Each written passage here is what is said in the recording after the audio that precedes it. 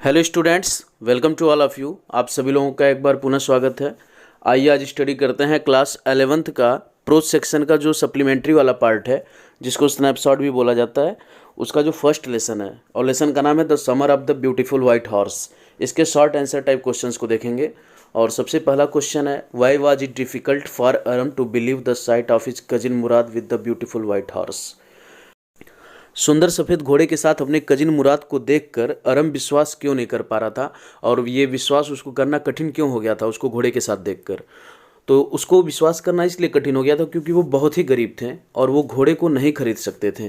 किसी भी कंडीशन में घोड़ा खरीदने में वो असमर्थ थे, और इसीलिए अरम सोचा कि मुराद जो है वो घोड़े को कहीं से चुरा कर लाया होगा और इस तरीके से वो घोड़े को पाया होगा। इसीलिए उसको विश्वास करने में बहुत ही कठिनाई आ रही थी, क्योंकि वो हर प्रकार से सोच रहा था कि घोड़ा उनके लिए कहीं से भी पॉसिबल नहीं था। और यह जो है अविश्वसनीय था, क्योंकि उनका जो कुनबा था वो सत्यता के लिए जाना जाता था, अपनी ऑनेस्टी के लिए फेमस था वो। क्वेश्चन नंबर सेकंड है, व्हाट डिड जॉन बायरो एक फार्मर थे जिनका जो है हॉर्स अरम और मुराद ने लिया था। What did John Byro tell Aram's mother and uncle Khosrove. John Byro ने क्या कहा अरम के माता से और अंकल खुसरो से। When he got his horse back, जब वो अपने घोड़े को वापस पा गए, मतलब जब अरम और मुराद ने उनके घोड़े को रिटर्न कर दिया और उसके बाद वो आए तो उन्होंने क्या कहा।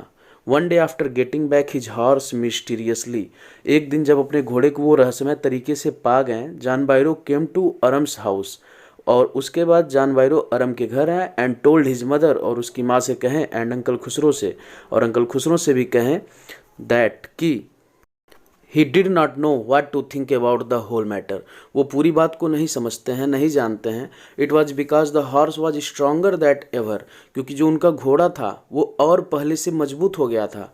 And was better tempered too and therefore thanked God, और इस तरीके से जो है वो बहुत ही भगवान के शुक्रगुजार हैं कि उनका घोड़ा उनको मिला, और वो जो है घोड़ा उनका और पहले से हेल्दी हो गया था, स्ट्रांग हो गया था, और बहुत ही अच्छा दिखने लगा था। क्योंकि जो है मुराद और जो अरम थे उस घोड़े को इधर उधर चरने के लिए छोड़ देते थे, तो अपने हिसाब से वो जो है चरता था।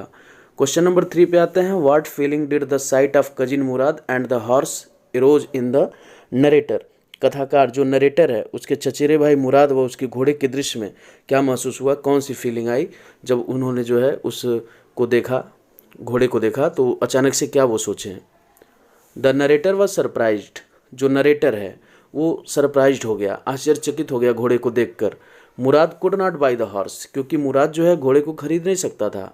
ही स्टेयर्ड फर्स्ट, पहले उसने देखा ध्यान से, एट हिज कजिन, अपने कजिन को, and then at the horse, और तब घोड़े को देखा। There was a pause stillness, और वहाँ पे बिल्कुल शांत एकदम माहौल हो गया था, क्योंकि वो टकटकी लगाकर देख रहा था। And humour in each of them, और उसे हंसी भी आ रही थी उन दोनों पे। He was delighted as well as frightened, वह थोड़ा सा प्रसन्न भी था और थोड़ा सा भयभीत भी था। भयभीत इसलिए था, कहीं वो सोच रहा था कहीं उसका कजिन जो है, कहीं ऐसा तो नहीं है कि वो जो है गैरोग्लैरिन फैमिली में चोरी करना पाप था, तो वो चोरी करके लाया था। क्वेश्चन नंबर 4 देखते हैं, why does the narrator mention uncle Khusro. जो नरेटर हैं अपने अंकल खुसरो को मेंशन क्यों करते हैं, मतलब उनके बारे में क्या बताते हैं, वो क्या चर्चा करते हैं उसके बारे में। विच character स्किच features of the man, और उस व्यक्ति की कौन सी विशेषता जो है आर हाईलाइटेड, मतलब मुख्य रूप से बताई गई हैं, दर्शाई गई हैं, कौन कौन सी उनकी विशेषताएं हैं।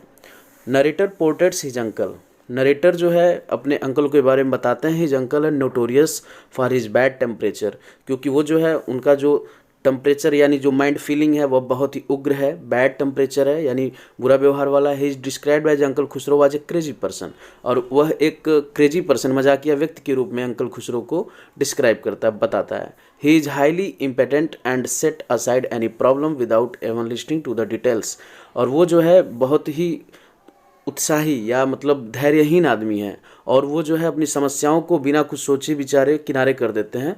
और यहाँ तक कि जब उनका लड़का यह सूचना देता है कि उनका घर जल रहा है, ही शाउटेड द सेम, वो समान आवाज़ में चिल्लाते हैं, इट्स नो हार्म, इसमें नुकसान नहीं है, पे नो अटेंशन टू इट, इस पे ध्यान मत दो। मतलब वो हर बात को किनारे कर देते थे ये लाइन बोल के, इस तरीके से जो है हर सेंटेंस में वो यूज करते थे ये। How did अरम the narrator fair in his solo ride, किस तरीके से जो है जो नरेटर अरम है वो अपनी अकेली यात्रा को, जो वो अकेली घुड़सवारी करता है घोड़े पे, वो उसको किस तरीके से वर्णित करता है, वो अपना उसका वर्णन किस प्रकार से कर रहा है। तो इसका आंसर देखते हैं, Aram jumped on the back of the horse. Aram जो है घोड़े की पीठ पर कूदा, but it did not move, लेकिन जो घोड़ा था वो हिला नहीं।